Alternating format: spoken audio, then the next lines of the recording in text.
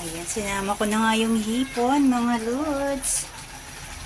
Ayan, kukulo-kuloin natin mga 5 minutes para lumabas yung struck or katas ng ating hipon. Para lumasa dun sa ating laing. Ayan.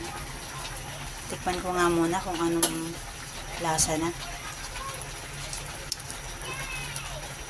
Ayan. Masarap na. Kaya kailangan natin pakuluin muna para maging iga. Kasi masyado siyang madaming sabaw. Pakulo-kuloin natin. Nauna nang nilagay ko sa ilalim yung labahita. So, lasang labahita na siya tsaka hipon. Nag-mix na, mga lods. Laing for today. Ang ating ulam is laing. Ayan. Takpan muna natin. Hanggang maiga.